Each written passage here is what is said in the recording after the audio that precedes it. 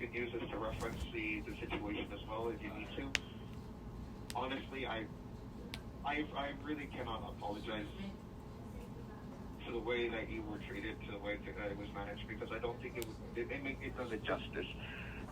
We could have helped you. We could have rebooked you. And I just feel so bad. I really truly kept messaging an Airbnb so I would get somebody else other than Alvaro.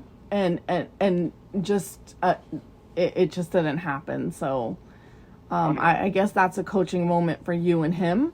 But as far, yeah. And what's the ticket number? Sure. I can dictate that to you. Give me just a second. Let me pull that up right now so that I can view it a little more clear. Ticket number for this would be 133. 702. 578. 4609. Okay. Thank you.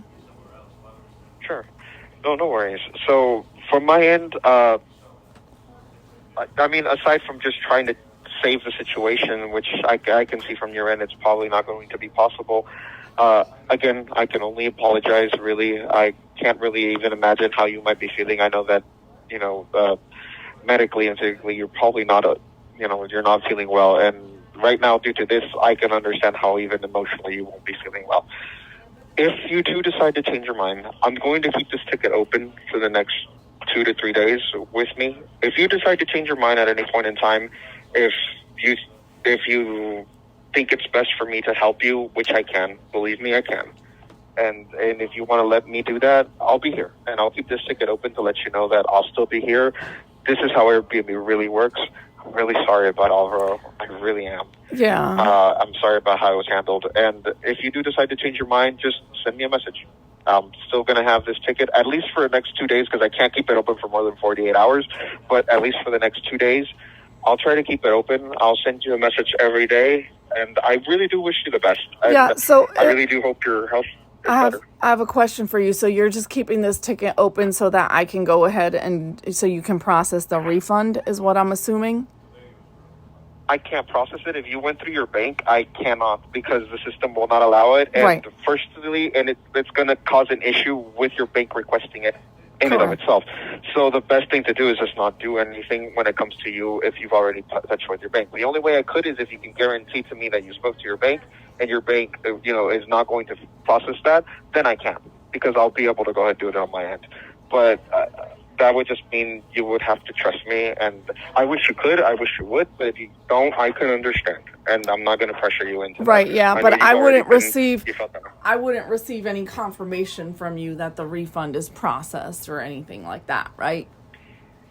No, this would come from your bank, because you're basically escalating it with them. Your bank would be the one to provide you that information. No. I'm saying if you're saying you want me to have you process the refund and call the bank to cancel the dispute. I would let you know.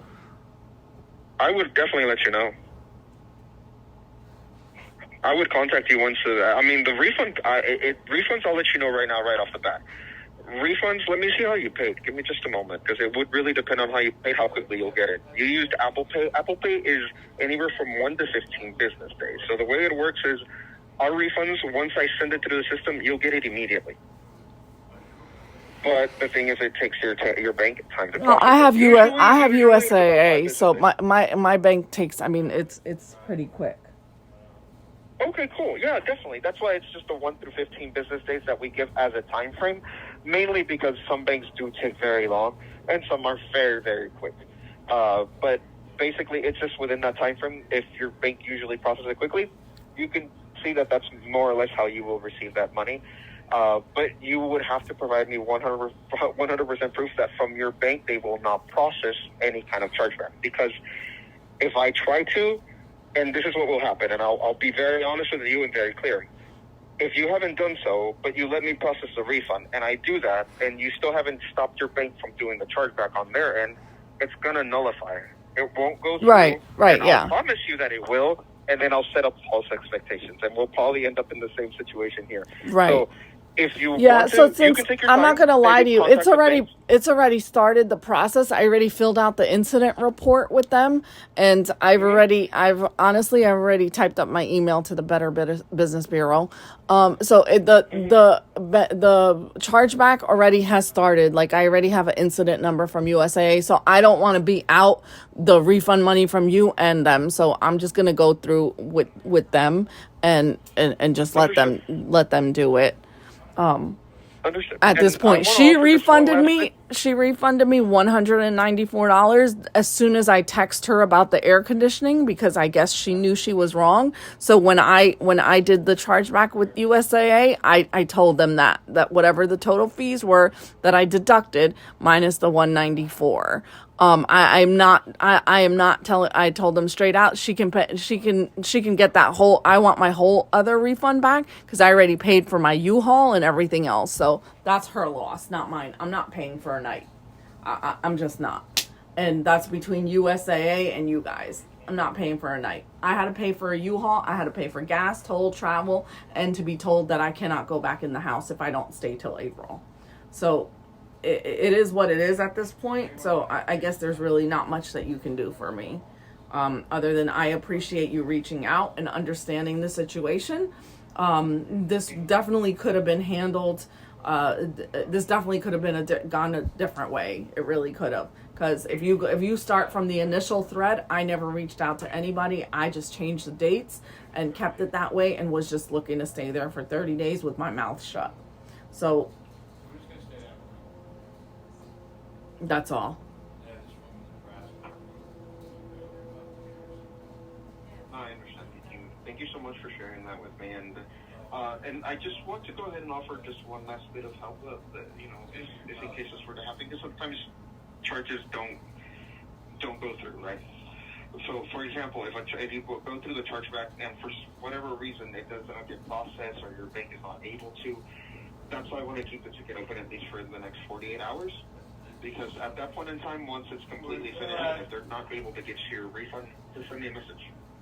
Okay. Download the information again, download the app, and just send me a message. The ticket number I gave you. Yeah, they'll be pretty good because, like I said, I have all the chat messages through us, and then also as well as my conversations with Alvaro. So I don't think there's going to be a problem. Anybody on the outside looking in can see that this was just a blatant strong arm situation on her part.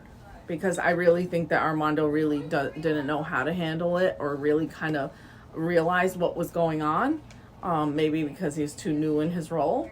But judging from my management experience, he hasn't been there maybe under 30 days.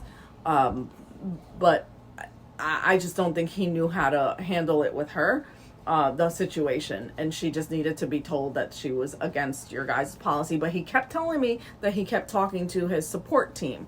So I don't know what support team he was talking to, but maybe you need to have a coaching moment with the support team and him. Because I definitely think that this all could have been avoided and there would have been no chargeback. There would have been I would have stayed there for the $1,500, $1,600 that I paid.